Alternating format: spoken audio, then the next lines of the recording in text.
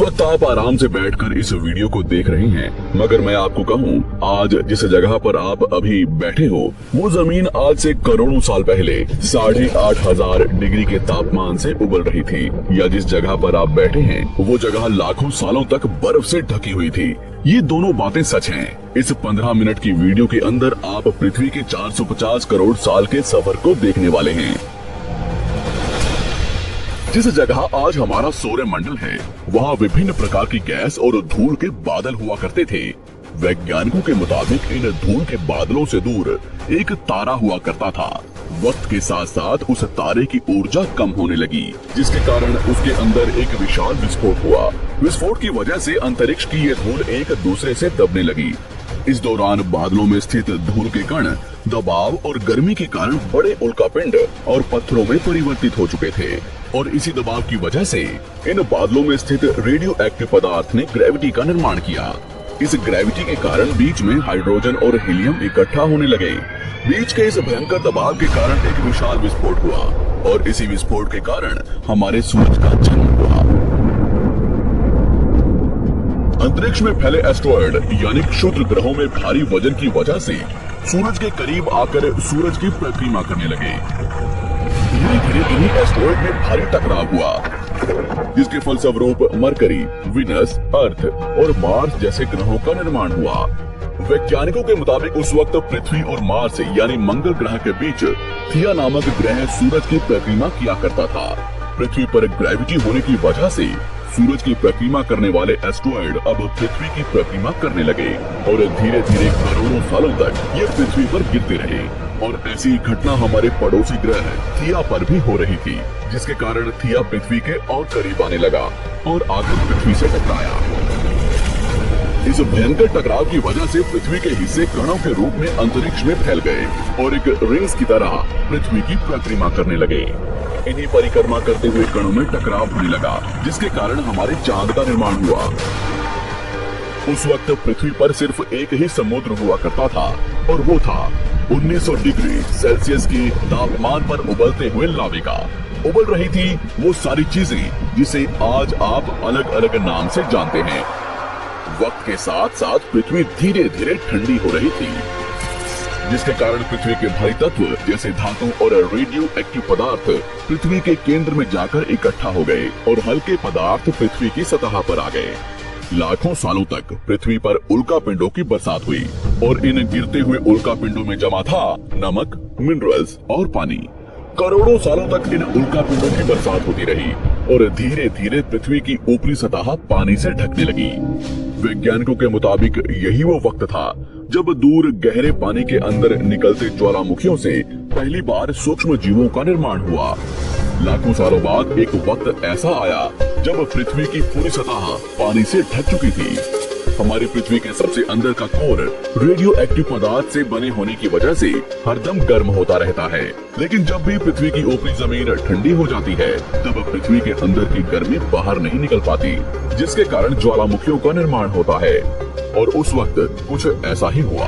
पानी से ढकी हुई पृथ्वी पर हजारों की तादाद में ज्वालामुखी निकलने लगे, और आने वाले लाखों सालों तक इन ज्वालामुखियों का निकलना जारी रहा, जिससे पानी के ऊपर जमीन का निर्माण हो रहा था। इस वक्त भी पृथ्वी पर वातावरण न होने की वजह से अंतरिक्ष से उल्कापिंडों की बरसात हो रही थी। आज से लगभग 300 करोड़ साल पहले पृथ्वी पर ऐसा वक्त आया जब पृथ्वी का वातावरण लगभग स्थिर होने लगा था। ज्वालामुखी निकलने धीरे हो गए थे, और पृथ्वी का एक दिन 12 घंटे का हुआ करता था। साल बीतते गए, और धीरे धीरे ये सूक्ष्म जीव विकसित होते गए और समूह में रहने लगे। आज से लगभग 250 करोड़ साल पहले पहली बार पृथ्वी पर ऐसे जीवों का निर्माण हुआ जो जीने के लिए ये पानी के अंदर के मिनरल्स यानी खनिज पदार्थ और धूप का इस्तेमाल करते थे, और मल त्याग के रूप में ऑक्सीजन बाहर निकालते थे। इस वक्त तक पृथ्वी पर ज्यादातर ज्वालामुखी निकलने बंद हो चुके थे, और इन माइक्रोबैक्टीरिया की वजह से वातावरण में ऑक्सीजन की मात्रा बढ़ रही थी। वातावरण में ऑक्सीजन बढ़ने की वजह से पृथ्वी का वायुमंडल बनना शुरू हुआ, और आने वाले हजारों सालों तक वातावरण में ऑक्सीजन की मात्रा बढ़ती रही। जिसकी वजह से पृथ्वी के ज्यादातर हिस्सों में ये सूक्ष्म जीव फैल गए। हजारों सालों बाद एक वक्त ऐसा आया जब पृथ्वी में ज्यादा ऑक्सीजन बढ़ने के कारण ये सूक्ष्म जीव मरने शुरू हो गए। उस वक्त तक पृथ्वी का वातावरण ठंडा होने के साथ साथ ऑक्सीजन से भी भर चुका था, जिसके कारण जमीन और वातावरण में स्थित आयरन यानी लोहे के मिनरल्स पानी में स्थित ऑक्सीजन से रिएक्ट होने लगे। और एक वक्त ऐसा आया जब पृथ्वी की जमीन आज के मार्स के जैसे लाल हो चुकी थी। वक्त बीतने के साथ साथ धरती की टेक्टोनिक प्लेट्स में दरार होने लगी, जिसके कारण पृथ्वी के अंदर का लावा जमीन की तरह कई लाखों सालों तक खुला उबलता रहा। और यही वो कारण था जिसके कारण पृथ्वी के वातावरण में कार्बन डाइऑक्साइड की मात्रा बहुत बढ़ गई और पृथ्वी पर एसिड की वर्षा शुरू हो गई। एसिड रेन की वजह से पृथ्वी का तापमान घटने लगा और तापमान इतना घटा कि पृथ्वी के ऊपर स्थित पानी बर्फ में परिवर्तित होने लगा। पृथ्वी पर पहली बार भयंकर आइस एज आया। इस वक्त पूरी पृथ्वी सफेद बर्फ से ढक चुकी थी। आमतौर पर जब धरती पर सूरज की किरणें गिरती हैं, तब जमीन उन किरणों को सोख लेती है, मगर क्योंकि पूरी पृथ्वी बर्फ से ढक चुकी थी और क्योंकि बर्फ सफेद और चमकीली होती है, जिसके कारण सूरज की किरणें धरती पर गिरने के बाद वापस चली जाती थी। इसी कारण से पृथ्वी कई लाखों सालों तक बर्फ से ढकी रही, मगर फिर से पृथ्वी के अंदर स्थित गर्मी ज्वालामुखी के रूप में निकलना शुरू हो गई और इन ज्वालामुखियों से निकलने वाली गर्मी ने बर्फ को पिघलाना शुरू कर दिया। इसी बीच पृथ्वी की गहराई में बचे कुछ सूक्ष्म जीव धीरे धीरे बदल रहे थे और अब वो ऑक्सीजन को अपने शरीर को बड़ा और जटिल बनाने के लिए इस्तेमाल करने लगे थे। इस बीच पानी में अलग से भी छोटे समुद्री पौधे निकलने शुरू हो चुके थे। वहाँ जैसे जैसे ज्वालामुखी निकल रहे थे, वैसे वैसे वातावरण कार्बन डाइऑक्साइड की वजह से गर्म हो रहा था। वक्त के साथ साथ बर्फ तो पिघलने लगी, मगर धरती पर फिर से एसिड की वर्षा शुरू हो गई, जिसके कारण फिर पृथ्वी ठंडी होने लगी और फिर पृथ्वी की ज्यादातर सतह बर्फ से ढक गई। ऐसा बार बार कई हजारों सालों तक होता रहा और इसी कारण से अब समुद्री जीव धीरे धीरे वातावरण के हिसाब से विकसित हो रहे थे। इस बीच कई सारे जीव और समुद्री जंगल विलुप्त हो गए, मगर जो बच गए वो धीरे धीरे पृथ्वी के बदलते तापमान के हिसाब से ढलते गए और अब हजारों सालों बाद समुद्री पेड़ बर्फ की वजह से पूरी तरह से मरते या सूखते नहीं थे। अब सूक्ष्म जीव समुद्री जीव बन चुके थे। जब फिर से ज्वालामुखियों ने पृथ्वी की बर्फ को पिघलाना शुरू किया, तब ये समुद्री पेड़ जल्दी विकसित होकर फैल गए। धीरे धीरे वातावरण में ऑक्सीजन की मात्रा बढ़ने लगी और पृथ्वी पर होने वाली एसिड की वर्षा कम होने लगी। वातावरण में ऑक्सीजन आने की वजह से पृथ्वी की ओजोन लेयर्स मोटी होने लगी और आज से लगभग 47 करोड़ साल पहले पृथ्वी की ऊपरी सतह पर पहली बार मोसोस नामक प्लांट उगना शुरू हुआ।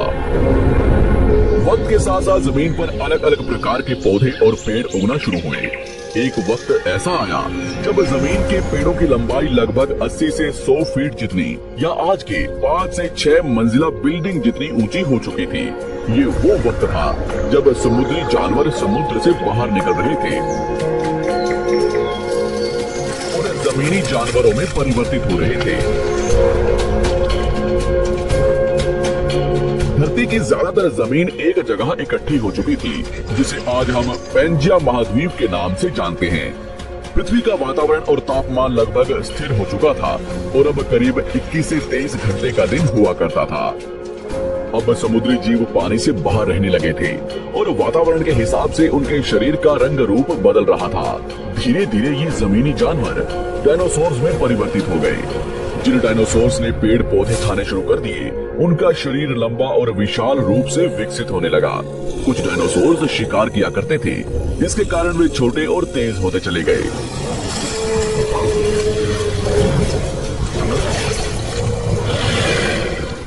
पृथ्वी की ऊपरी जमीन एक जगह इकट्ठी होने के कारण ज्यादातर जमीन रेगिस्तान और बंजर हो चुकी थी। ज्यादातर जंगल समुद्र के करीब हुआ करते थे, जिसमें डायनासोर्स रहा करते थे। आज से लगभग 20 करोड़ साल पहले पैंजिया महाद्वीप टूटना शुरू हो गया। पैंजिया के विभाजित होने की वजह से पृथ्वी की ज्यादातर ऊपरी जमीन पानी के संपर्क में आने लगी, जिसके फलस्वरूप पृथ्वी पर हरियाली बढ़ती गई, जिस वजह से डायनासोर्स और ज्यादा विभिन्न और विशाल होते चले गए। डायनासोर्स ने आने वाले लगभग 20 से 30 करोड़ सालों तक पृथ्वी पर राज किया। उस वक्त डायनासोर्स समुद्र से लेकर जमीन और आसमान तक पूरी पृथ्वी पर राज किया करते थे। इस दौरान अफ्रीका से टूटा भारत सीधे आकर आज के तिब्बत से टकराया और इस टकराव की वजह से हिमालय का निर्माण हुआ। आज से लगभग 6.5 करोड़ साल पहले पृथ्वी की तरफ आज के माउंट एवरेस्ट से भी बड़ा लगभग 4.5 लाख करोड़ किलो जितना वजनीय उल्का पिंड लगभग 80,000 किलोमीटर प्रति घंटे की स्पीड से पृथ्वी की तरफ आ रहा था। पृथ्वी की सतह को छूते ही उसमें भयंकर आग लगी और वो जलते हुए सीधा पृथ्वी से टकराया। इस टकराव से निकलने वाली ऊर्जा आज के 10 करोड़ परमाणु बम एक साथ फटने के बराबर थी। जहां ये उल्का पिंड गिरा, वहां के जानवर और पेड़ तुरंत भाप बनकर जल गए। गिरते ही पृथ्वी पर पूरी तरह धूल फैलने लगी।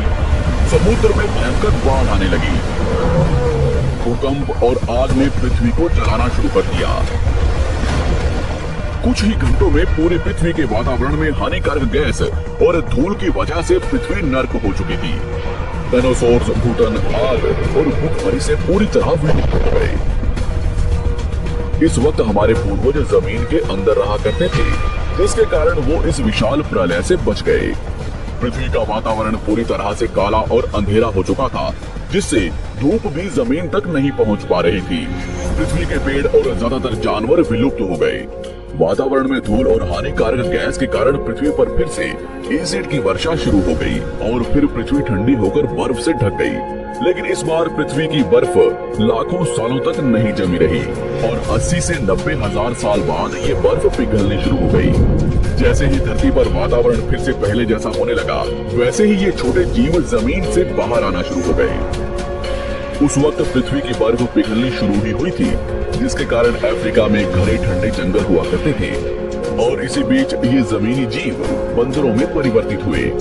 मगर जैसे जैसे पृथ्वी गर्म होने लगी, वैसे वैसे अफ्रीका के ये जंगल सूखने लगे। जंगल की चीजें खाने वाले बंदरों को खाने की कमी होने लगी। खाने की तलाश में इन बंदरों ने अपने पैरों पर चलना शुरू कर दिया, जिससे उन्हें दूसरे जानवरों के शिकार करने में मदद मिलती थी। धीरे धीरे बंदर एप्स यानी वानर में परिवर्तित हुए। खाने की तलाश में ये एप्स पृथ्वी के दूसरे हिस्सों में फैलने लगे और धीरे धीरे उनके शरीर का रंग रूप वहाँ के मौसम के हिसाब से बदलता गया। वक्त के साथ साथ हम आदिवासी बने। हमने हथियारों से लेकर आग का आविष्कार किया। हम धीरे धीरे इंसान के रूप में विकसित हुए। हमने धर्म से लेकर परिवार, भाषा और संस्कृति का निर्माण किया और वक्त के साथ साथ हम विकसित होते चले गए और आज हम इस पृथ्वी की सबसे विकसित प्रजाति बन चुके हैं। पृथ्वी को आज के जैसे बनने में लगभग 450 करोड़ साल का वक्त लगा है और हमें एक छोटे जमीन में रहने वाले जानवर से इंसान बनने में कई लाखों सालों का। मगर हमने इन 100 सालों में जितना पृथ्वी को गंदा और तबाह किया है, उतना आज तक किसी भी प्रजाति ने नहीं किया होगा। अब फिर से धरती को गर्म कर रहे हैं और कार्बन डाइऑक्साइड की मात्रा बढ़ा रहे हैं। वैज्ञानिकों का मानना है कि पृथ्वी पर फिर से विशाल परिवर्तन होने वाला है। भविष्य में पृथ्वी कैसी होगी, जानेंगे हमारी अगली वीडियो में।